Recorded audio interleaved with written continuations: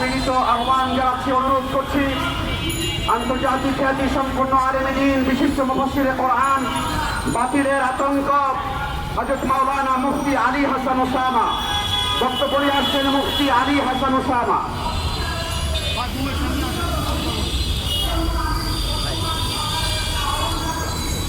السلام عليكم ورحمة الله. الحمد لله وحده وكفى وسلام على عباده الذين اصطفى. أما بعد. Election engineering করে ক্ষমতায় এসে এই সরকার চেষ্টা করছে প্রতিটা সেক্টরে নিজেদের দখলদারি প্রতিষ্ঠা করার জন্য। আমরা দেখেছি বাংলাদেশ ব্যাংকে পর্যন্ত ইতিহাসে প্রথমবারের মতো ব্যবসায়ী গভর্নর ঢুকিয়ে দিয়ে এবং সেখানেও বিভিন্নভাবে 2 নম্বরই করে নিজেদের আধিপত্য চেষ্টায় তারা কোনো ত্রুটি রাখে। সর্বশেষ ইসলামী ব্যাংক দীর্ঘ ফ্যাসিবাদের জুলুমের পর যারা নতুন করে ঘুরে বেড়াতে শুরু করেছিল, এই ইসলামী ব্যাংক শুধুমাত্র একটা ব্যাংকই তো নয়, বরং এর সাথে এই দেশের কোটির অধিক মানুষের স্বার্থ সংরক্ষিত রয়েছে। এমনকি বাংলাদেশে এখনো পর্যন্ত আমানতের বড় একটা অংশ, রেমিটেন্সের বড় একটা অংশ, রপ্তানির বড় একটা অংশ সবকিছু এই ইসলামী ব্যাংকের সঙ্গে জড়িত আছে। এই সরকার এস আলমের টাকা খেয়ে ক্ষমতায় গেছে এবং বিভিন্নভাবে তাদের দ্বারা সুবিধা ভোগ করে এখন নতুন করে আবার পুরোনো ফ্যাসিবাদীদের পথে হাঁটতে শুরু করেছে।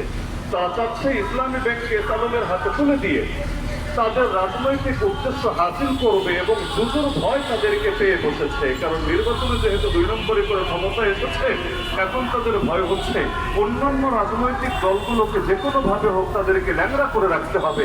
এজন্য যেখানে কোনো রকম বন্ধু তারা পায় না, সেখানে পর্যন্ত তারা বিভিন্ন বন্ধু আবিষ্কার করে বিভিন্ন ট্যাগ লাগিয়ে নিজেদের স্বার্থ চরিতার্থ করার চেষ্টা করছে। কিন্তু এই দেশের মানুষ সেটা কিছুতেই হতে দেবে না। ইসলামী ব্যাংকের সাথে মানুষের এক ধরনের মহাব্বত শুধু না, বরং ইমানি চেতনা জড়িত আছে। যারাই সত্যি অপছন্দ করে ইসলামী ব্যাংকে তারা মনে প্রাণে ধারণ করে এবং ভালোবাসে। সুতরাং সরকার যদি সোজা কথায় নিজেদের ভুল না বোঝে এবং তারা সেই পুরোনো ফ্যাসিবাদীদের পথে হাঁটে, এই দেশের মানুষ আঙ্গুল সোজা না রেখে আঙ্গুল বাঁকা করতে বাধ্য হবে। আমি তো মনে করি এখনো যদি আমাদের প্রবাসী ভাইয়েরা চিন্তা করে যে আমরা আগে রেমিটেন্স পাঠাতাম ইসলামী ব্যাংকের মাধ্যম হয়ে, এখন যেহেতু সরকার ইসলামী ব্যাংকেও নিজেদের কালো হাত বাড়াতে শুরু করেছে, আমরা তাহলে এই পথে রেমিটেন্স পাঠাবো না, বাংলাদেশের রেমিটেন্সই আমরা পাঠানো বন্ধ করে দিব, তাহলে এই সরকার কয়দিন ক্ষমতার গরম দেখিয়ে টিকতে পারবে। সুতরাং সময় থাকতে তাদেরকে সাবধান করে দিতে চাই, এখনো পর্যন্ত সময় আছে, আপনারা সচেতন হন, আপনারা জাতির কথা শোনেন। তাহলে জাতি যদি একবার রাজপথে নেমেই আসে, একবার যদি আপনাদের বিরুদ্ধে শক্ত হাত তারা প্রসার করেই বসে, তাহলে শুধুমাত্র এই চেতনাজীবীরা আপনাদেরকে টিকাতে পারবে না, বরঞ্চ এসালম যেমনিভাবে বিগত আমলে 10,500 কোটি টাকার বেশি মামলা নিয়ে তাকে দেশের বাইরে দিন কাটাতে হয়েছে, একইভাবে আপনাদেরকেও সেই পুরোনো আবার মতো এই দেশের বাইরে আবারও পালানোর পথ ধরতে হবে।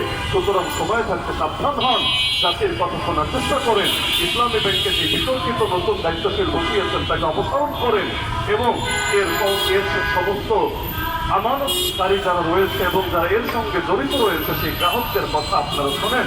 না হলে আজকে ওলামায়ে কেরাম শান্তিপূর্ণভাবে বার্তা দিচ্ছে, সেদিন বেশি দূরে না যেদিন শান্তিপূর্ণভাবে না বরং রাজপথ দখল করে তারা তাদের বার্তা দিতে বাধ্য হবে।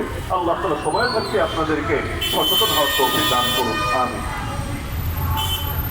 দর্শক, ইসলামী ব্যাংক নিয়ে ষড়যন্ত্রের প্রতিবাদে শীর্ষক ওলামায়ে কেরামের উদ্যোগে আজকের এই বিশাল মানববন্ধন তারা ধারাবাহিকভাবে একের পর এক এই কাজগুলো করে যাচ্ছে। আমরা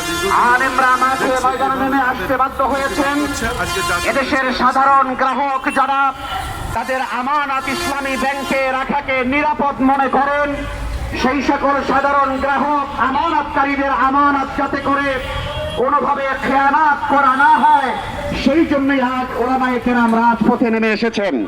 সম্মানিত সুধী মণ্ডলী, এ পর্যায়ে আজকের এই মানববন্ধনে গুরুত্বপূর্ণ বক্তব্য